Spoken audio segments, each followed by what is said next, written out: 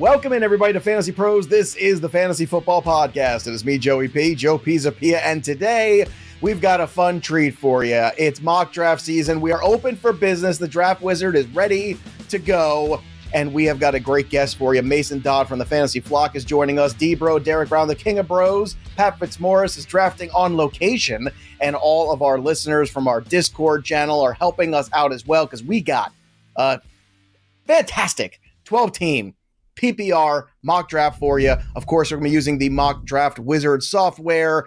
The draft lobby is open. We want you to go visit the draft lobby. We just saw some of the updates to the new tools. D-Bro and I had a fun meeting right before the show. The cheat sheet creator is available for you to go out and make your cheat sheets, start your mock drafts. You could sync it to all your different leagues as well. We have the best tools to help you dominate your fantasy league here at Fantasy Pros, and we want you to take advantage of all of them. And speaking of taking advantage, I took advantage of our guest, Mason Dodd, because he was scheduled for later in the week, and I just want to publicly say he came in today, stepped up to the plate when we needed somebody to fill in on the Monday, and Mason, you are a fantastic human. We're just so happy you're here joining us today, adjusting your schedule for us. How do you do it?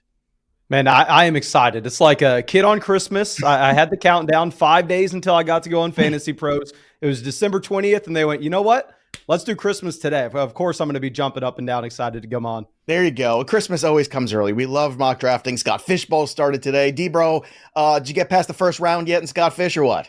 No, baby. We got the Dallas live draft that I have coming up this Saturday. So I get to just sit back, kind of like just stretch a little bit, watch all this ADP develop and stuff, and then truly hatch my plan when it comes for Saturday. There you go. Now, if you want to talk to Pat Fitzmaurice about his picks, make sure you join our Discord, because on Thursday, he's going to be having those stages, a little talk back. You can ask Pat questions about some of the players he took, and also about some of the players we took and his opinions on that. And I encourage you to join that Fantasy Pros community, especially if you're looking for leagues. We got channels for that. We got channels if you want to mock draft all day long. If you want Christmas to be pretty much every 10 minutes, that's the channel for you, because it is live. It's fantastic. Now, today, as I said, it's a 12-team PPR league. I'm going to be drafting from the 3 spot. Derek Brown's going to be drafting from the 6. I know Pat Fitzmaurice is at the 12, and our good friend, the Flock, is at 109. I think he knows something we don't, so we shall see how things go here.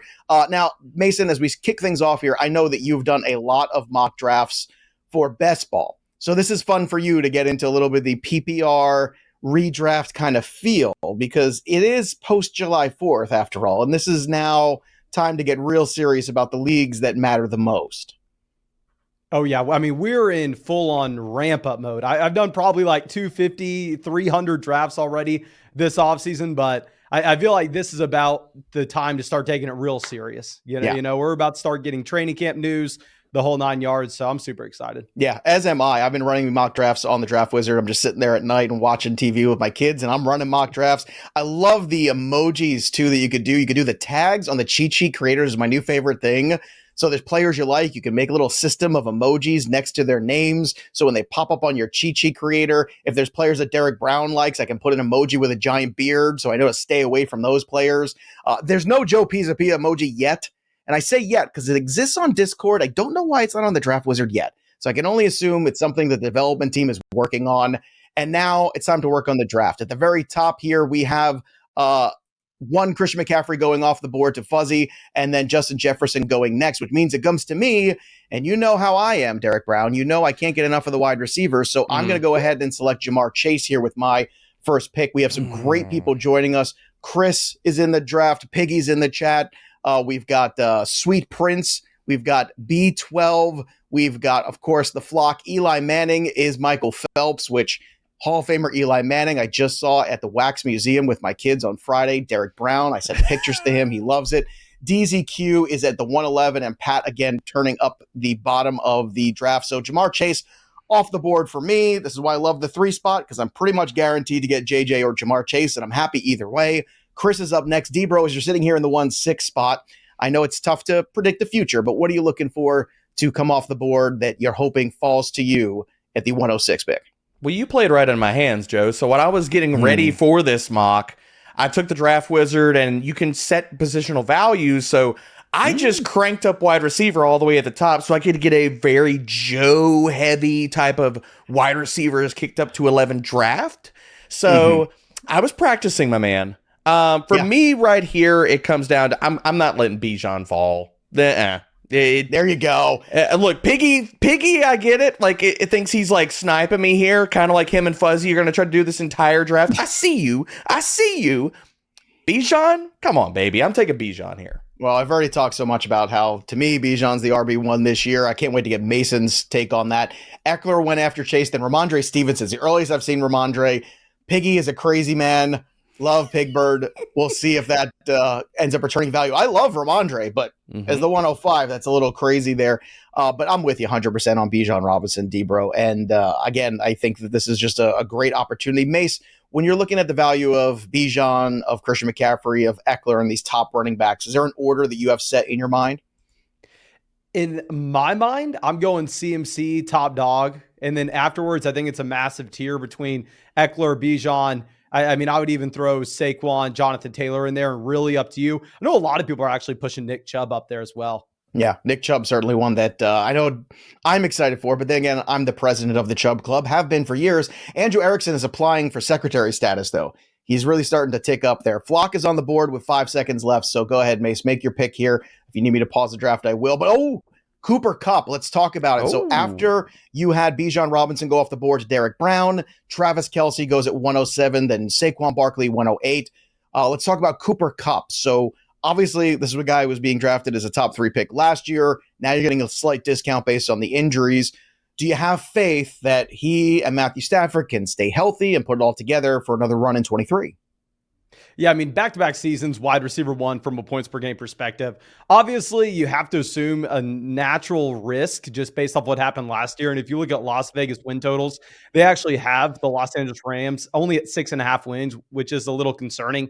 And for that reason, I actually have Tyreek Hill ranked over Cooper Kupp, but just based off the ADP in this draft room, I thought I could get a little greedy, take Kupp at 9, and possibly get Tyreek Hill on the way back around at the beginning of the second. Clearly doesn't work out as Tyreek Hill goes right back after us. But the best laid plans of mice and men. Yes, Tyreek Hill goes directly after you at 110. I like your moxie, though, kid. I think you had a good plan there. Nick Chubb, as you mentioned before, goes at the 111. Now, Pat Fitzmaurice at the turn. Look at him. CeeDee Lamb, Jonathan Taylor, 2 really good picks there. I mean, that's a good way to start a team. I know a lot of people debate, D-Bro, down at that bottom pick there, whether it be the 10 spot or the 12 spot. Do you double up? Do you just take the best of one of each? How do you feel about what Pat came away with the big wide receiver and the big running back? Seems like a pretty good start to me, D. Oh, I love it, especially if you're trying to sit here and make sure that you have a well-rounded build and stuff, like not going too heavy wide receiver or running back, double tapping one position over the other. So I love what Pat did. Yeah. Also, you probably love that Tony Pollard went off the board to Eli Manning. I do not love that. Of all people. Eli Manning, younger brother of Peyton, big fan of Fantasy Pros, hanging out with us today. But that's just perfect. I love that. Stephon Diggs goes off the board at 202, then Tony Pollard at 203. My guy, A.J. Brown. Look, consolation prizes here, Mason. If you didn't get Tyreek Hill, I think you're still going to be pretty pleased with the productivity you get with this duo of wide receivers. Talk to me about A.J. Brown, Cooper Kupp pairing. In my mind, it's almost crazy that you're able to get A.J. Brown in the middle of round 2. I know if you look ahead at how the tiers break down according to ADP on Fantasy Pros, it's going to be harder to find running back value a little later on, but I can be looking at Jalen Hurts at the 3-4 turn. And this is a league where you have to start 3 wide receivers, plus you have a flex. It's a full PPR format. So in my mind, I'm generally wanting to go through and try to start 4 wide receivers every week if I can. So I'd rather go a little lighter on running back out the gate, try to identify some running backs that I think have upside later on. Can always work the waiver wire if I don't find one of those guys that immediately hits. But regardless, starting off Kupp, A.J. Brown, it doesn't really seem fair in my mind. Well, this is what happens, too, when somebody goes way off the ADP, like a Ramondre pick in the first round. The people down at the bottom of the draft really reap the benefits of something like that happening. Josh Jacobs goes next at 205, then Amon-Ra St. Brown at 206. Great pick there. 207, Derek Brown goes tight end. Talk to me about Mark Andrews. I'm just trying to deal with the pain that Amon-Ra St. Brown got sniped ahead of me. Okay. He's my wide receiver 5 this year. I'm all in on Amon-Ra, the sun god. If you don't draft him, you get burned. I got burned, baby. So for me, I'm going to go with the guy that I think can get close to matching Travis Kelce. And looking at the board right here, there's a bunch of wide receivers and running backs I still like, but I'll look at it as kind of a flat tier right now. So whoever kind of falls back to me a little bit here in the 3rd round, I'm totally fine with. All right. I'm totally fine with getting to make this next pick here. To me, if I'm all the way up here, look, Brees Hall off the board, Garrett Wilson off the board. I feel pretty good still about one more year in the sun for Derrick Henry. I'm going to do it. I understand the workload was a lot, 370 carries last year. That's a big workload. But at the same time, I do like having that one running back here in the first 3 rounds that I can at least depend on. We know the offense is going to go through him because God knows there's nothing else in Tennessee. Stop trying to sell me, everybody, on Treylon Burks, and stop trying to sell me on Ryan Tannehill staying healthy and all these things. It's all Derrick Henry all the time. Devontae Adams goes next at 211. Then with back-to-back picks here, Jalen Waddle and Keenan Allen go to Fuzzy. DVR then takes Najee Harris, which means it comes back to me. And the player I wanted the most is still there anyway, so everything's coming up Joey P. Chris Olave. That's the guy I wanted anyway as my number 2. Olave, Chase. I like the way this is stacking up for myself here, so I'm going to go to war with those guys. It feels real good, I can tell you. And the other thing, too, is as you're doing these mock drafts, people can realize that what you have is the opportunity to draft against us. So if you want to draft against the Fantasy Pros, right, or Mason Dodd or any of those folks, like you could set it to draft against myself, Pat, Derek Brown. You could put us in the draft with you, which is really surreal because I'm trying to mock draft and then I see my face making picks, but it's not me making picks. It's very weird. It's like this internal argument, but it's a great opportunity for you to really raise your game to the next level. Draft Wizard, again, the tools are incredible. After Olave at 303, 304, Devontae Smith, then Piggy on the clock at 305. We'll see where they go next. D-Bro, you are on deck. How do you feel about what's left on the board? I'm not really happy that Fuzzy, my adopted son here, per all of the banter on Discord, because that's a real thing in Discord. There are memes, there are pictures and stuff. I'm not happy that Fuzzy took Keenan Allen and you took Chris Olave, top 2 players in my queue, so I'm reeling based off of that. But you know what? I'm probably going to get a reach alert based off the Draft Wizard, but I don't care. Calvin Ridley's still here, baby. As long as he is the guy that he has always been, he's going to be a wide receiver 1 this year. Trevor Lawrence had one of the highest first read percentages in the NFL. So if he takes over that wide receiver 1 role this year, Trevor Lawrence is going to pepper him with targets, baby. Yeah, he was on my video that's on Fantasy Pros YouTube. If you haven't already, like, share, subscribe. There's a video out there of my league winners, and he's on that. Sure, he comes with risk, but is basically the 24th wide receiver going off the board. The upside is huge potentially. These picks are flying off the board. Jahmyr Gibbs at 307. Love this. So Sweet Prince knows what they want to do. Then we've got B12er taking Travis Etienne. And then look at you. 3 wide receivers in a row. You know, I thought Derek Brown set this to Joey P style, but it looks like Mason has set it even a tier above this. Just peppering wide receiver. I'm so proud. I'm so excited. Let's talk about this next selection of yours in DK Metcalf.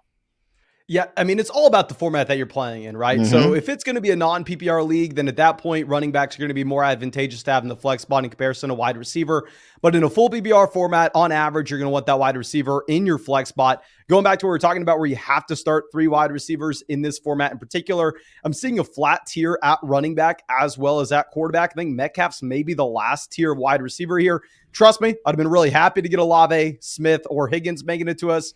But once it gets sniped on ETN, I'm going to pivot over to Metcalf. It's so funny, too, to me, you know, obviously PPR format, very important. You're paying attention to what Mason just said, but also you got to pay attention to when things go the other direction and people get left on the board. Derrick Henry, every year in PPR, people just, I don't want Derrick Henry because he doesn't catch passes. I don't care because the last 4 years, he's still in the top 5 in points per game in fantasy. Doesn't matter if it's half, standard, PPR. He gets so much volume, it doesn't matter. So always pay attention to not just to the Jahmyr Gibbs of the world, but the guys that kind of slip through the cracks because still people undervalue them in certain formats. But Mason's 100% right. 3 wide receivers in a row. I love it. Amari Cooper goes next off the board here with a 310 pick to Eli Manning. And then DZQ selects Joe Mixon. Pat Fitzmaurice at the turn taking Drake London and their Derek Brown favorite. And look at Pat, the first QB off the board, Patrick Mahomes. Look at this, and now the QB run begins. So Pat has set the standard 4th round. Mahomes goes, then Josh Allen goes. Jalen Hurts goes. My goodness, Eli Manning has the Derek Brown playbook, it feels like. And what does Mace do? He takes another wide receiver. Let's talk about your selection at the 404, Mace. Yeah, I mean, I'm steaming, right? I'm looking at a draft board, go, okay, I'm fine with Mahomes, I'm fine with Allen, I'm fine with Hurts, as long as one of these guys makes it back to us.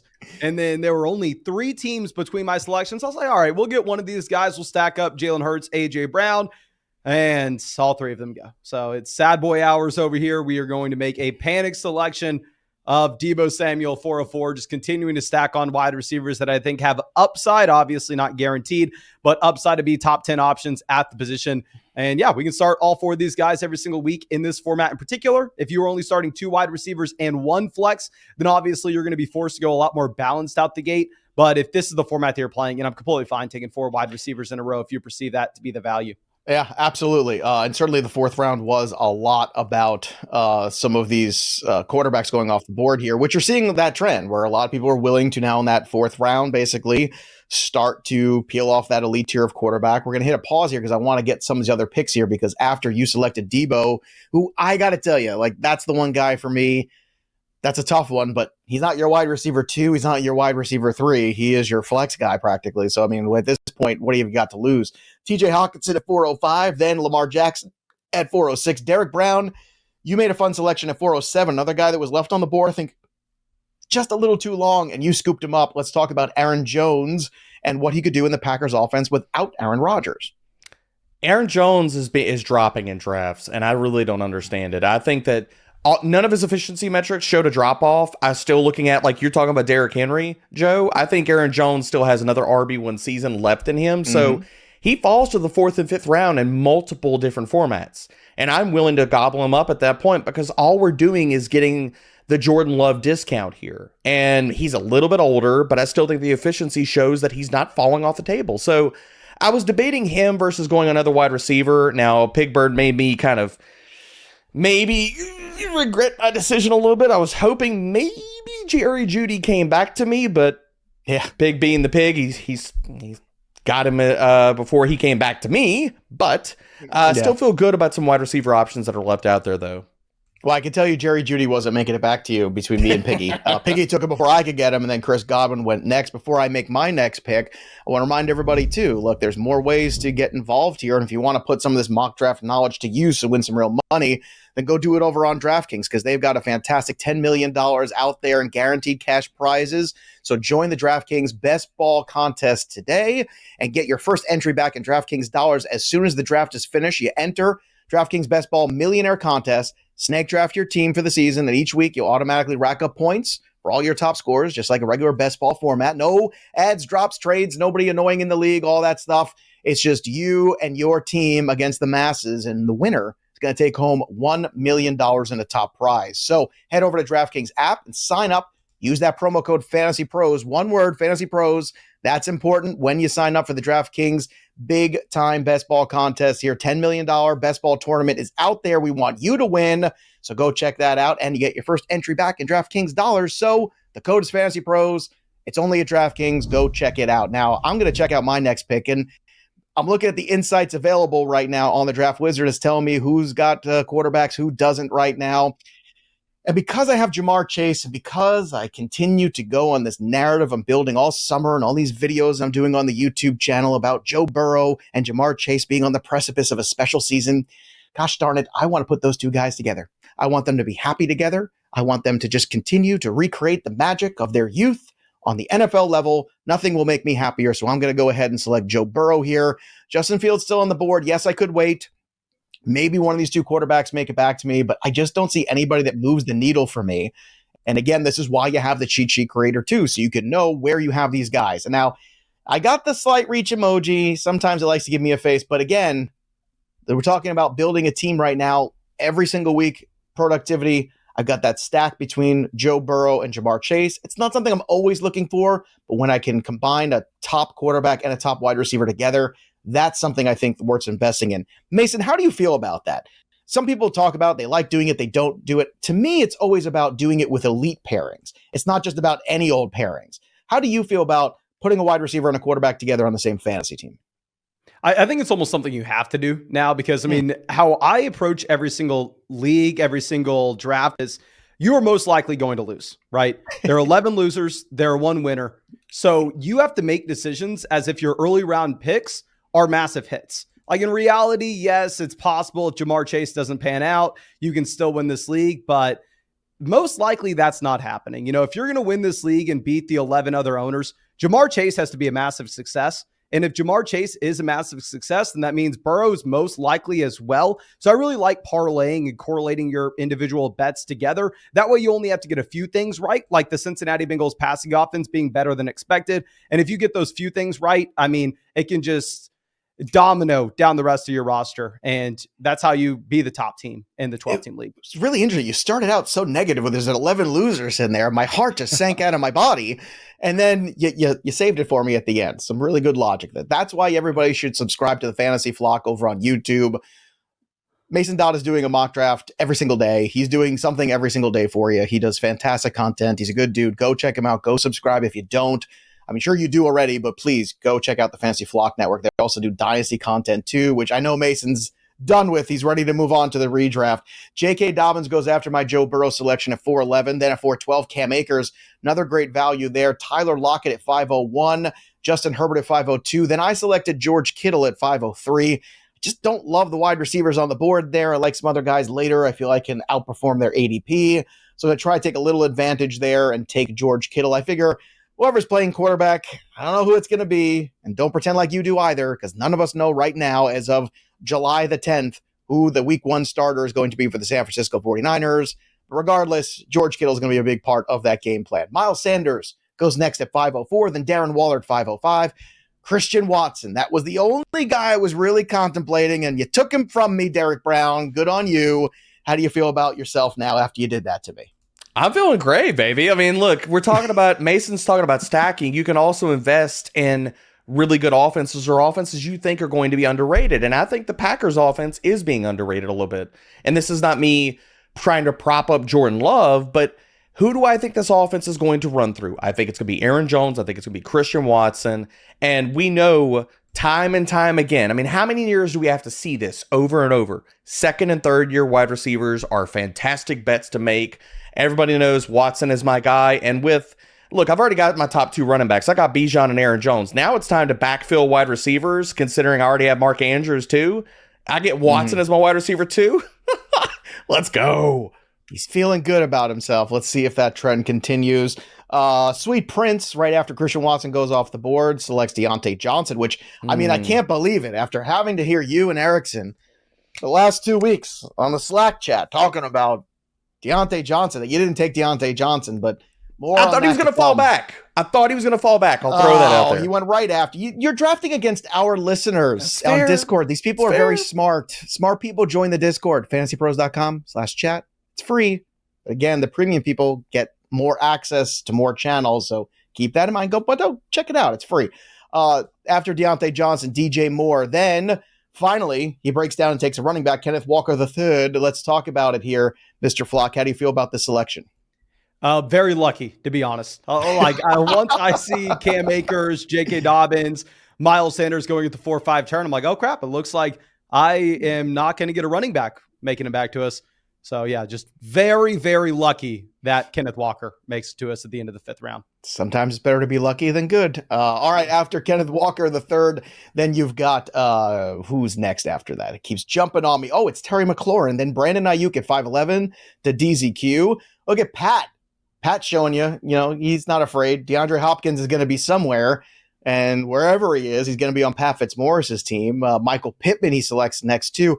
I just had a big conversation, Derek, about Michael Pittman on another podcast, and it's really hard to get excited about him this year because obviously the big transition, Anthony Richardson, a quarterback that we're all very excited about. However, at the same time, we don't think there's going to be like 4,000 passing yards in this offense. How do you feel about how that might look potentially for his value this year?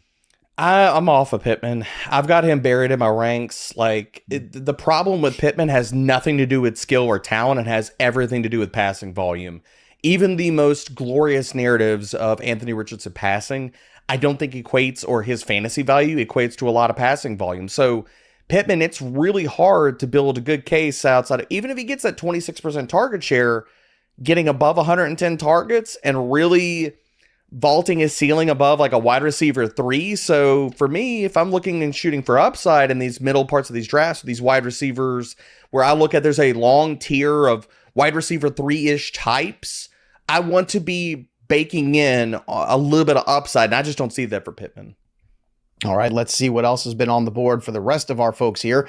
After Michael Pittman goes, then Mike Williams goes to DZ. Eli Manning selects Dameon Pierce, and then the flock did get their quarterback, Justin Fields. I can't believe he was still on the board. My God, you talk about lucky. How did this happen? What's going on? I just said nice things about all of our people in this draft, but they let this one slide through the cracks to Dodd. Dodd, you must be feeling really good about this one, yes? Yeah, I mean, this is kind of payback for everybody sniping us on our quarterbacks at the 3-4 turn. And whenever you're up on the clock at the 5:09, you're like, okay, it feels like Fields should probably go at this point. But then the 3 teams after me already have Mahomes, Josh Allen, Jalen Hurts. So you can just pretty much guarantee they're not taking Justin Fields. So it's just an easy spot to take Walker 5:09 and then guarantee yourself you're going to get Justin Fields there in the middle of the 6th. All right, continuing on after Justin Fields, then Christian Kirk, Alexander Madison. D-Bro, you took Jackson Smith in Jigba. Why JSN over Jordan Addison, Quentin Johnston? Why was he the first guy off the board in that rookie class for you?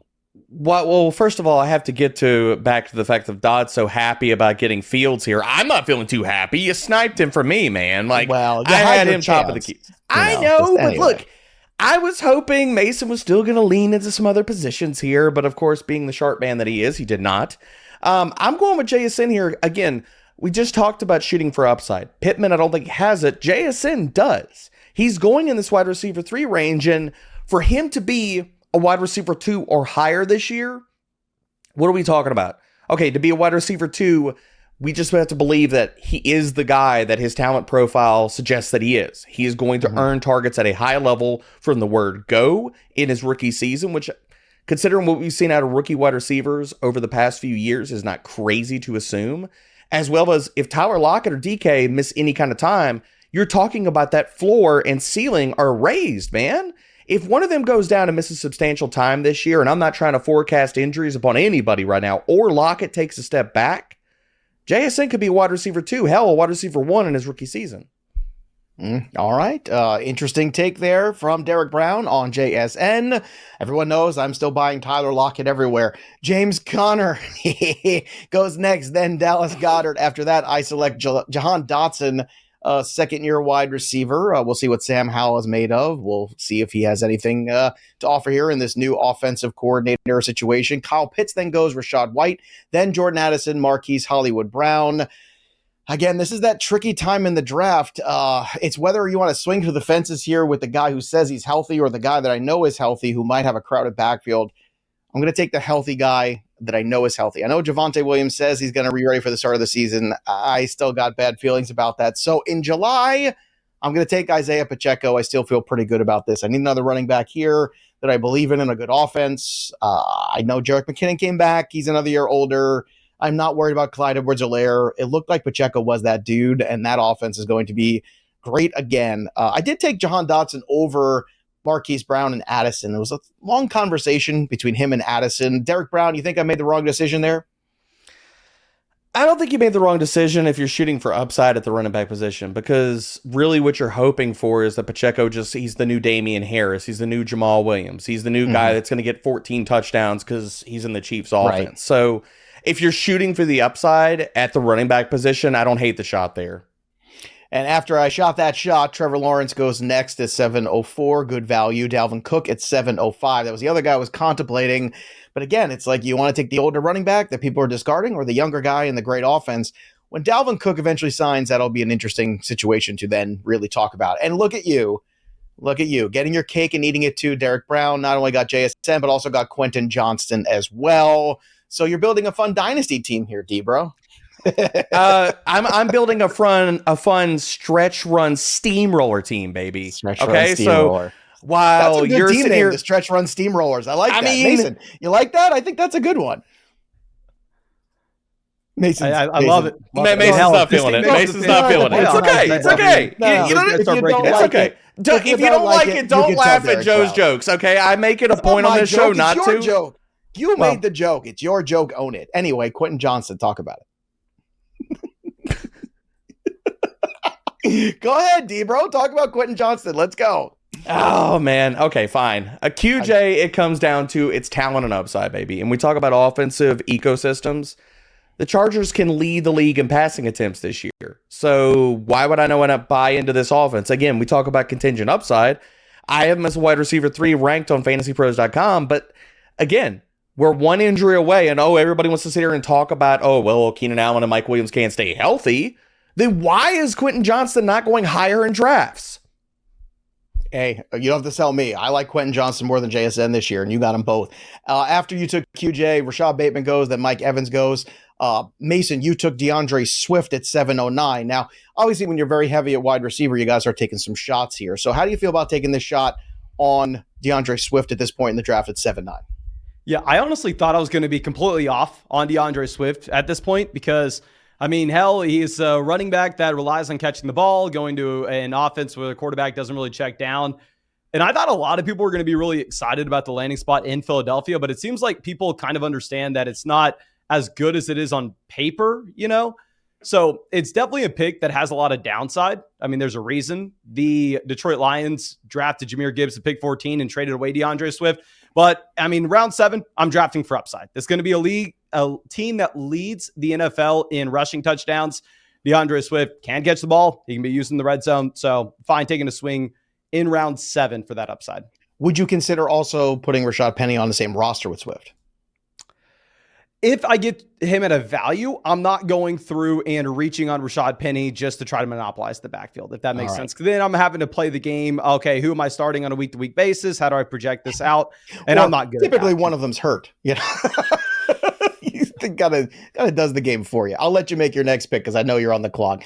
Treylon Burks goes after DeAndre Swift, and Pat Freiermuth, David Montgomery, Cortland Sutton on the turn there for Pat. So he takes Montgomery and Sutton, Khalil Herbert, Alvin Kamara. Now that Mason, I wanted to give you some time to make your pick. Let's come back to that conversation. So in that Eagles backfield, you're saying basically it's not a good idea to do that because you basically have to take a stand is what you're saying, right? And you don't want to guess wrong every week of who to start. Exactly. So maybe on a different team, I would take Rashad Penny, because it's not like I'm sitting here going, trust me, guys, I know everything. DeAndre Swift's going to be the guy. In reality, it's a coin flip. Who really knows? There'll be some teams I bet on Swift, some teams I bet on Penny. All I do know is if you get one of those bets right and say DeAndre Swift is the lead running back in the best rushing offense in the NFL, then all of a sudden that is a pick that can win you your fantasy football league. Even if it's a risky pick, it's a pick that has upside. And that's what I'm going for. Because remember what I was saying earlier on, in every fantasy football draft, there are 11 losers and 1 winner. So I'm fine. Getting last place in, say, 50% of my leagues, as long as in the other 50%, I either get first or second. All right, let's continue on with the draft here. You selected George Pickens next. Let's talk about that pick, and then we'll fly through the rest of them. Yeah, George Pickens definitely not the most exciting year 2 wide receiver from last year's class, but hell, you can make an argument he's the cheapest. We're getting him here almost 7 picks after Treylon Burks, a couple rounds after Jahan Dotson. A couple rounds after Christian Watson. Love Christian Watson, not talking down on the pick whatsoever. It's just more so taking a shot on a young wide receiver going into year 2, which is something that we've talked about earlier on in this draft. What you want to do, especially at this price point, I like it. All right, continuing on, looking at the rest of the picks here as we press on. After George Pickens, Dak Prescott, Samaje Perine goes next at 806 and 807. Look at that. Derek Brown, who loves Giants quarterbacks like Eli Manning, Phil Simms, Jeff Hostetler, now takes one in the great pantheon, Daniel Jones. How do you feel about getting this selection here of Jones? Why didn't you just keep waiting? Just out of curiosity. There's some other guys on the board that you figure are pretty close. Jones didn't exactly light up the passing yards totals. I know the rushing yards there. Is it as simple as that, D?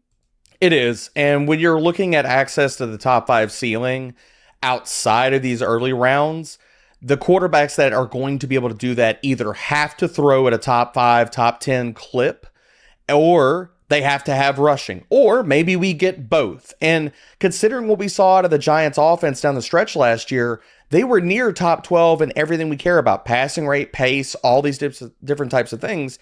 And with Daniel Jones, I know the rushing is going to be there. So if the passing rate goes up this year with improved weapons, yeah, I've got Dimes as my QB9 right now in the ranks, and I'm ahead of consensus, but I'm taking him here because he's one of the last few stabs you could take to try to get into that possible top 5 upside conversation. See, I wasn't going to let him fall down the board anymore. No, right after you took Daniel Jones, I got 2 knives in my back. One from Piggy, who took Javonte Williams, because I almost had my cake and ate it too, which is delicious. Then Elijah Moore, one of my favorite late round picks, Chris took from me. So congratulations, Chris. Well done. So I had to settle for Brandon Cooks there as my wide receiver 4, which is fine. Dallas is going to have to throw the ball a fair amount. I feel okay about that. Not great. Again, this is that weird time in the draft where you start taking calculated risks on guys you like. And 2 of the ones I like in this round went right before me. Been a lot of that, a lot of sniping in this one. James Cook goes next, and Kadarius Toney. I just couldn't pull the trigger on Toney at 8:12. Then at 9:01, Fuzzy selects Jerick McKinnon. So all Chiefs going off the board. And it's going to come back to me for another pick here in a second as DVR is up for the 9:02 pick. Some interesting wide receivers still on the board here. Zay Flowers, lots of talent. I'm very excited about him. In fact, I'm so excited that I'm going to go ahead and take a shot on Zay Flowers, because if indeed Odell Beckham isn't the guy that rebounds and comes back and looks like he did in that run for the Rams a couple years ago, then I just don't believe in Rashad Bateman being able to stay healthy and on the field. So give me Zay Flowers, because that's a dude that I believe in. He is a very good young player, has that fight in him for the football, has the speed, has everything you want. Chris then takes Zach Charbonnet, great pick at 9:04. Love this one. I think Chris is using the Joey P cheat sheets here. Piggy takes Sky Moore, another one of my favorite guys. Derek Brown harumphs that selection, I'm sure. D-Bro, where are you going for your next pick? Piggy was trying to snipe me. Let me let you know, Piggy, I wasn't going to go wide receiver there. I need to fill the running back room a little bit. I've only got 2 guys, 4 wide receivers. So I was looking at James Cook. He didn't fall to me, so I'm just going to take the guy that could be the goal line back for the Buffalo Bills. And again, Erickson's talked about this. If we're making bets on who could be this year's Jamal Williams, yesteryear's James Conner, get you 14 touchdowns, kind of the similar bet that Joey P made on Isaiah Pacheco. Yeah, Damian Harris here makes a lot of sense. Almost took him, but because it was PPR, I was going a little bit harder after some more wide receiver depth, because I still feel iffy about Jahan Dotson. I got to believe in Sam Howell. That's a little tough for me still. Still working that out in therapy. All right, Sweet Prince takes Juju Smith-Schuster, and then Jacoby Myers goes to B12er. Fantasy Flock selects Antonio Gibson. That was another one that I was trying to contemplate selecting there before I took Zay Flowers. So I want to hear you, Mason, tell me about Antonio Gibson, because there's a lot of hype coming out of camp already about him and how Eric Bieniemy is going to use him. Are you buying that? Do you think it can't go wrong at 9:09 either way? I mean, it can definitely go wrong. I don't want to say that, but I definitely think he has the upside. I don't necessarily know if they want to use him. They may just have to, because if you're looking at the backfield, they lose out on J.D. McKissick. Gibson's the guy that will catch the ball. Brian Robinson, while trust me, I may still take him in the 10th round. I think that at this point, he's probably a pretty good value, but they just haven't shown that they're willing to use Brian Robinson as a pass catcher quite yet. So I think Gibson at minimum is going to have a pretty large role as a pass catcher this next year, and then has upside for more if he's able to be used as a red zone back as well. And generally, that's what I'm having to try to chase, right? I mean, this is my only running back outside of Kenneth Walker, DeAndre Swift. My running back room is a massive question mark. I went extremely heavy wide receiver early on. So I kind of want someone that I can at minimum use for his receiving down upside. And hopefully he has a little more upside beyond that. Yeah, but you know what? Either Swift or Gibson, you just need one of them to work out. And if one of them does as your RB2, you're in good shape there. If Charbonnet had been there, Mace, would you have taken him? It would have been hard for me not to be honest. I don't know if I would have been like super excited about it having Kenneth Walker on the same roster. Right. Yeah. Yeah. Chris getting Zach Charbonnet 904, just incredible value in general. Yeah, that's my thinking as well. All right. After Gibson, then Jamal Williams goes, Rashad Penny off the board, Evan Ingram to Fitz at the turn. Brian Robinson starts us in round 10. Then Michael Thomas, David Njoku at 10:03. AJ Dillon goes next. So Mason's throwing darts at RBs. Maybe, he gets lucky and somebody ahead of one of these other guys doesn't end up carrying the ball as much as we might think. A.J. Dillon was one of those guys last year, although a lot of us, myself, Pat Fitzmaurice included, felt like he was ready to take that next step in that offense. And week 1, we looked smart, and then we looked like idiots for the next 11 weeks. So how do you feel about A.J. Dillon in 23, Mason?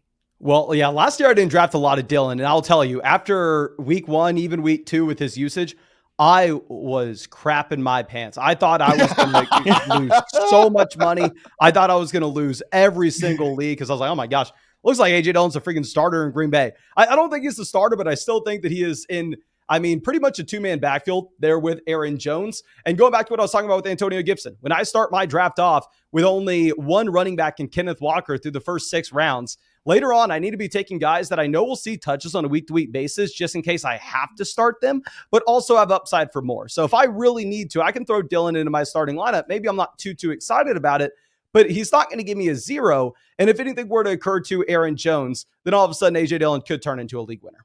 There you go. Great breakdown there by Mason. Again, make sure please go subscribe to the Fantasy Flock YouTube channel. Fantastic work there. B12er takes Rondale Moore right after, then Deshaun Watson goes to the Sweet Prince. Derek Brown, you took Jameson Williams, so you're going to have to wait on this pick for a few weeks. Do you feel like this is the round where you start to make that decision with yourself, right? Because if he's going to miss 6 weeks, that's almost half of the fantasy regular season. Does Jameson Williams give enough value for you in the 10th round to make up for that? Yeah, I mean, we're just swinging for upside here in these later rounds. And when it comes down to it, the draft doesn't stop, or the league doesn't stop after the draft. So the other thing I'm going to do in these later rounds is not only swing for upside, but go BPA. So Jameson Williams is my wide receiver 5.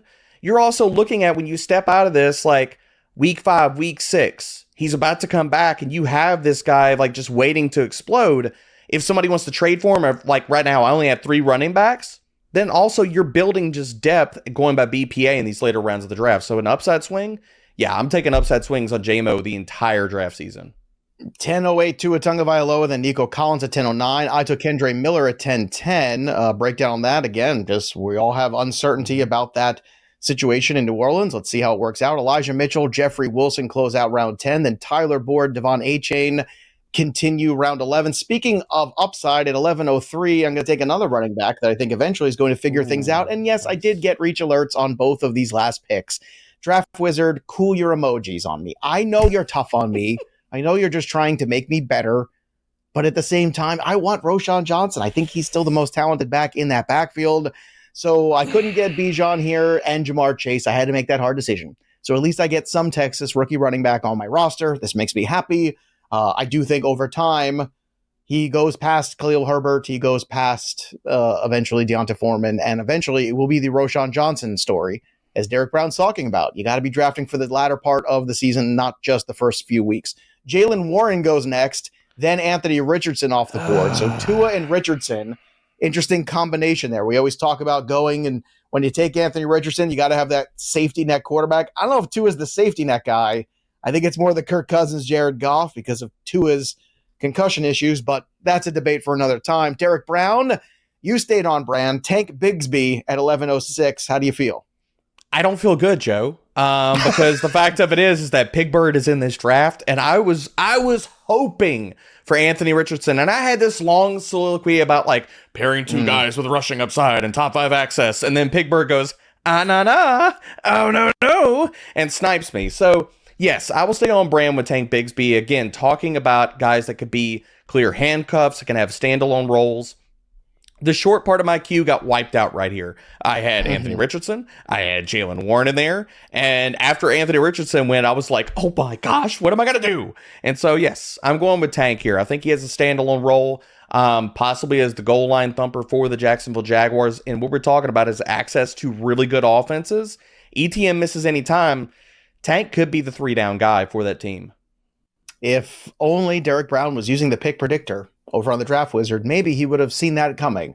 But alas, maybe he wasn't clicked on the right spot there. After Tank Bigsby, Tyler Algier, Devin Singletary, Dalton Schultz goes to you, Mason. I know you got another pick coming up, so why don't you talk about Schultz, and then I'll let you make your next one. Yeah, so it's more so, I mean, just in this entire range, once you look at running back, wide receiver, nobody really stands out. At least in my mind, all these guys are about equivalent to the options you're going to find on the waiver wire during the season. So like I could sit here, take Darnell Mooney, and I think Darnell Mooney gives you a high floor, blah, blah, blah. I think you probably need to be swinging for upside. And a big thing that I have, and I actually just put out a video this morning about this, is my mindset once I get into the last 3 or 4 rounds, I want to take players I feel comfortable cutting. So that will go into my next pick here. But I want to take someone that I think maybe can actually impact my season, or by the time I get to week 3, I can see how they're involved in the offense. And if it's not what I'm looking for, I'll cut them off my roster and find someone else off the waiver wire that is performing. I love the next pick you made too. We'll get to that in a second. Darnell Mooney, Romeo Dobbs, then Chigakonkwo. Pat loves the late tight end Chigakonkwo. And then Alan Lazard begins the 12th round. Zay Jones at 12:02. Lots of questions there. With Calvin Ridley around, is Zay Jones, is Evan Ingram, who is the guy that's kind of the loser of targets there. Raheem Mostert goes almost a full round and a half after Jeffrey Wilson Jr. I just thought that was interesting. Take that as you will. Let's talk about Odell Beckham sliding all the way to 12:04. You got to feel pretty good about that. I mean, if you're going to take a shot here late, it seems like a good one. Yeah, exactly. I mean, going back to what I was talking about, if Odell does nothing by week 3, see you later. I'm good. I'll find someone off the waiver wire. But I don't want to be taking like a player like Zay Jones, where you know for sure he's going to be a difference maker this next year for the Jacksonville Jaguars. He'll for sure be on the field, right? Mm-hmm. But that's just going to be just good enough where you never feel comfortable cutting him. But at the same time, with Calvin Ridley, Evan Ingram, Christian Kirk there, he probably never really has the upside where you can feel comfortable starting him. So he's kind of in no man's land. Odell, I think that there's a possibility it's in the range of outcomes. He does break out and I can actually start him. And on the other end, it's a possibility he is nothing and I can cut him, pick up a waiver wire player. And that's what I'm looking for in this range. I'm trying to start a record of how many reach alerts I can get in one draft. I am focused today, baby. I am ready to go. After Odell Beckham, then Adam Thielen goes, Deontay Foreman, Geno Smith at 12:07 to Derek Brown. So, D-Bro, you did take your second quarterback here. Another guy with a little bit of, a little momentum, certainly building off of last year, but also a little mobility too, which I think is why you really wanted him. Yeah, I mean, I want access to Chef Geno. Like, why is he going so late in drafts? I really don't understand it. Like, what else does the man have to do? Because he spent the first 6 years of his career doing nothing, and he had one great season. That's why. I mean, and I don't know if that's wrong, but that's why, and I think it's fair. I think it's fair, but it's also a little bit disrespectful considering how long he was great last year, as well as they did nothing but add weapons around him. So unless we just think that it's a total apparition, he's not coming back as my QB2, and I'm talking about at this point, I'm mixing and matching wide receiver ceiling and stuff. That's kind of where I'm going. Okay, makes sense to me. Geno Smith after he goes at 12:07, Dalton Kincaid at 12:08, then Tyler Higbee at 12:09. I took DJ Chark at 12:10, then Kenneth Gainwell, Kirk Cousins at the turn for 13, Greg Dulcich off the board. Interesting value there for Fuzzy. DVR selects the 49ers defense. I took John Mechie because I keep staying on this narrative. And if John Mechie's healthy, he's still going to lead that team in targets and receptions, and I'm going to stay on that until any other news breaks otherwise. KJ Osborne at 13:04, Donovan Peoples-Jones at 13:05, D-Bro, Rashid Shaheed, 13:06. This boy can go get it. Him and Jameson Williams, those are some guys who can fly downfield. How do you feel about these big play guys you have on this roster at wide receiver? We're searching for ceiling here, Joe, and ceiling and week-winning type of performances. We want speed. We want guys with a deep threat. I mean, if we don't believe in Michael Thomas, then people should be believing in Rashid Shaheed, especially considering what he showed in his rookie season. Every efficiency metric you look at, whether it's PFF receiving grade, yards per route run, he blew the top off of all of these different things. And again, I talked about it, and I've laced my entire roster with this concept. Investing in rookie wide receivers, second year, third year wide receivers, yeah, they're good bets to make, and I'm going to keep making them. Okay, continuing on, we'll see if good selections and bets get made. The Prince selects Gerald Everett, then Chuba Hubbard. Cole Kmet goes to you. So you got Dalton Schultz, Mason, you got Cole Kmet. Tight end by committee, something I do a lot. I went early tight end, something I don't do a lot in George Kittle. How do you feel about the two you ended up with? And do you think that Cole Kmet can actually have a good season here after all this wish casting we've been doing for him the last couple of years? Yeah, I mean, he's still incredibly young. And if you look at what he did last year, while he didn't put up many fantasy points, it really wasn't his fault. The Chicago Bears had like the worst passing offense we've seen since 2010. Like Chicago couldn't throw the ball. So if you look at his market share numbers, the man actually had almost like a 20% target share. So I took Justin Fields in the 6th round, essentially saying that the Chicago Bears will figure it out. They will be better this next year. And if that's the case, maybe Cole Kmet can maintain a 20, 19, 18% team target share. And yeah, 13th round. I mean, I don't really see that much upside, like with Van Jefferson, Michael Gallup, wide receivers in this range. I'm going to pull the trigger on him. Dallas Cowboys defense goes next, then Van Jefferson. Pat takes Leonard Fournette and the Jets defense. The Eagles defense starts us off at 1402, then Michael Gallup at 1403. Flock, you took the Ravens defense. After that, we have Aaron Rodgers go. The Patriots defense, I was hoping they would fall to me. They did not. New Orleans at 1407 to Derek. Piggy took the Bills, then the Broncos go right before me. None too happy. I'll go ahead and make my friend Scott Bogman happy and take the Pittsburgh Steelers defense at 1411. DVR's up there. Now we're making our last selections here. I know where I'm going. I'm going to get my extra quarterback here and try to just, cover my options a little bit because don't love a lot of the talent here on the board. So I might as well go ahead and take another quarterback of their salt, hoping for Jared Goff. As we lock up here, Hunter Renfrow, 1411, then Sam Laporte at 1412 as Fuzzy makes the first selection, I should say, of the last round, the 15th round here. And then we'll do the grades because the draft wizard, if anything, is always going to try to educate us. It's very important that it does. And look, we've got some new versions of the tools out there too. The mobile version is super friendly. And don't forget, anything that you're doing here with the cheat sheets and the league sync, when you're premium at FantasyPros, you can go ahead and attach that to your Yahoo League, your ESPN League, your Sleeper League, and you can, even on the mobile devices, make that work. Oh, look, Russell Wilson and Jared Goff all go right after one another. Great, terrific, grand. I guess I'll have to settle for Matthew Stafford here. It makes me a little ill, but I'll go ahead and do this. Chris is going to go ahead and make their next selection here. D-Bro, you've already got your defense here. What are you looking for at the end of this draft here at the last pick?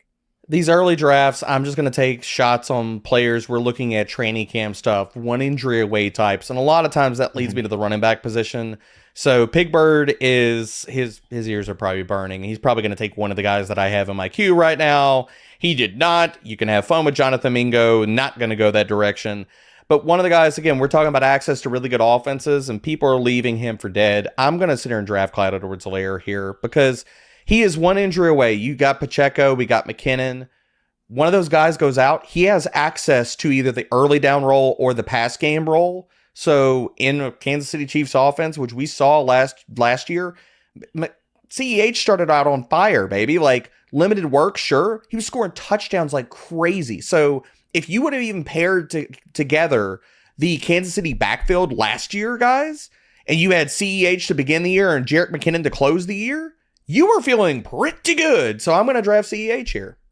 Okay. After I took Stafford, Hodgins goes, Jonathan Mingo goes, Clyde Edwards-Helaire, Alec Pierce, the Chiefs defense, Flock just throwing darts at more running backs, Ezekiel Elliott. Hey, he's going to land somewhere, you imagine, right, Mason? I mean, with your last pick, it could do a lot worse than Ezekiel Elliott, don't you think? Yeah, exactly. I mean, if Zeke doesn't sign somewhere, easy cut, pick someone up that has good preseason news. If he goes somewhere, great. I mean, maybe I just pretty much put an early waiver wire claim on him by taking him in the last round. There you go. Love it. Can't get enough of it. All right, let's see what the draft wizard has in store for us. I knew it wasn't going to like me. I don't know if I like this draft for myself, to be honest with you. It gave me a C. I look at the roster, though. Joe Burrow, Derrick Henry, Isaiah Pacheco, Jamar Chase, Chris Olave, Dotson. George Kittle is where I went off brand. This is typically where I go more wide receivers. I didn't like it. I could have waited, probably taken Mike Gesicki late, who I believe might have gone undrafted. Yes, he did. So that's probably more the Joey P style, but I want to try something fun, and this is the whole point of doing these. So we continue to look through Pittsburgh Steelers defense: Zay Flowers, DJ Chark, Kenray Miller, Matthew Stafford, Roshan Johnson, and John Mechie. Looking at the projected standings, let's see who won the draft here. It was Fuzzy. Congratulations, Fuzz. You did it. Well done. You bested Pat Fitzmaurice at number 3. You bested Eli Manning at 2. Derek Brown sounds himself at 5. So a good showing there from D-Bro, a good showing from Mason, 2 at 8. As Mason, you said, 11 of us are going to lose this. So congratulations to Fuzzy there. What's fun here on the back end, you can always get those expert opinions, see who liked your draft, who didn't like your draft, where you took the reaches. And the fun thing is, too, you can go back and wherever you made that reach or it said, hey, you should have done this instead, you can dial all the way back and restart the draft there and see if you can do a better job, because the draft wizard is about teaching you to get the best team you can in 2023. D-Bro, what was the grade that you got on your draft here, my friend? 86, baby. I'm passing. I There you got a go. B. Okay. So I'm enjoying it. And look, like I said at the beginning, if I can't win first place, at least I'm keeping it in the family with Fuzzy taking on the top prize here. All right, how do you feel about what you had? Mason, what was the draft grade, and any expert opinions worthy of sharing with us? I mean, I got a 78. Couldn't be prouder. I think this is the highest score I've ever gotten on a test. And I'm probably going to frame this, print it out. There you go. Excellent. All right. Looking at some of the expert opinions, it seems like nobody really likes my draft. Again, this is the fun. The other night I did one of these, got an A+. Today, come here with my smart friends. Time to go back to work and draft some more. Got a C. Didn't like the way this went for me, but I did learn some things, which is stay on brand, Joe. Stay away from the early tight ends. You're never happy. Why do you do this? I don't know why I got tempted by George Kittle. It must be because he loves wrestling, and so did I. I don't know. Something like that happened. Continuing on here, let's recap some of these teams here and go through some of the strengths and weaknesses. You can see this on the board. There's lots of different options you can go through to evaluate the process and the team that you made. Debro, let's talk about your team. Daniel Jones at the quarterback spot. Two good running backs, so great running backs, potentially RB1s, Bijan Robinson and Aaron Jones. Calvin Ridley, Christian Watson, Jackson Smith, and Jigba. So a little question marks there in terms of wide receivers. I think we can agree there. There's absolutely potential, but there are some questions without a doubt. Mark Andrews, though, at tight end, you also went early tight end. I feel like your rosters just never look the same when you do that. Damian Harris is the flex. Great pick there. New Orleans, Quentin Johnston, Geno, Jameson Williams, Rashid Shaheed, Clyde Edwards-Helaire, Tank Bigsby. How do you feel about what you're looking at here with your roster, D? I love this team. So many guys that I'm extremely high on this year, plus getting access to what I think is going to be good offenses, going with Seattle, getting both the guys from Green Bay, Jacksonville, and Baltimore here. So I love this team. This team feels like any team that I would be walking out of a draft and be just pumping my fist, man, because all of the wide receiver upside that I have baked into here, I'm probably playing a wide receiver in the flex weekly, playing matchups, and I have all that depth by going BPA and the wide receivers. If this is a real league, I'm saying, okay, well, if I need depth, if I want to upgrade a quarterback, get another running back, I have the depth to deal with that, as well as like walking out of the first few weeks of the draft. Mason, I'm going to petition the draft wizard to give you a better grade. I think looking at your roster, this is a team that I like quite a bit. Justin Fields at quarterback. Then you've got Kenneth Walker, DeAndre Swift. Okay, we can talk about RB2, but the strength of the team, the core roster strength is Cooper Kupp, A.J. Brown, DK Metcalf. Those are three outstanding wide receivers, all capable of putting up wide receiver one seasons. Dalton Schultz at tight end. Then you took Debo as your flex. Ravens defense. Then you have Gibson, Dillon. You have lots of shots here running back, even with Ezekiel Elliott later. George Pickens, Odell on the bench, and Cole Kmet. So you went early wide receiver. You were pounding the PPR pavement. How do you feel when you're looking up, Mason, and see what this roster looks like? Honestly, I really like it. I mean, I think I got lucky to have Kenneth Walker make it to me at the end of the 5th and Justin Fields make it to me in the 6th. If that didn't happen, it probably would have looked a whole lot worse. But feel fortunate, feel lucky, and happy with where it stands. And congratulations to Fuzzy. I want to look at the Fuzzy roster. Again, sometimes it helps when you are picking at the very top, but you got to make the most of it. Kirk Cousins, so late QB. Christian McCaffrey early, Cam Akers, really good value there on Akers. Then Waddle, Keenan Allen, Tyler Lockett, three of my favorites. So no clear alpha, but three guys that can all finish still in that wide receiver 10 to wide receiver 15 range. It's a really strong, balanced team. Greg Dulcich out there at tight end. Then Addison, Tony, Jeffrey Wilson, McKinnon, Russell Wilson, all the Wilsons, Sam Laporta, and Tyler Boyd. Now, Fuzzy didn't take a defense, so Fuzzy did cheat a little bit. That's okay. We're going to let it slide here. I want to know who you think won the draft, so drop your comments below. Take a look at the rosters and let us know. And if you want to be in one of these and say, hey, how come I wasn't invited? Well, go join the Discord, fantasypros.com/chat. It is free. And when you're premium, let's say you're watching this, you drop a comment, you subscribe to Fantasy Pros YouTube channel. We're picking somebody every month to give out a free 1-year premium subscription to, so you can utilize the greatest tools on the planet to dominate all your leagues. So go do that as well. Join the Discord, run a million mock drafts, go make some friends or some enemies at the mock draft lobby and run them against real people. And most importantly, go check out the Fantasy Flock on YouTube. You can follow Mace on Twitter as well at Mason Dodd FFN. You can follow the Fantasy Flock Fantasy, over there on the Twitter machine as well. Great stuff as always, and appreciate Mason showing up for us and switching his schedule to join us. And if you can't get enough and you saw this and now you're really excited about going out and drafting a team, well, go do it on DraftKings. Get involved in the big best ball tournament, the best ball millionaire contest at DraftKings, and use that promo code FantasyPros when you sign up. That'll do it for us, but the story of the game goes on. For Mason and Debro, I'm Joey P. We'll see you next time, kids.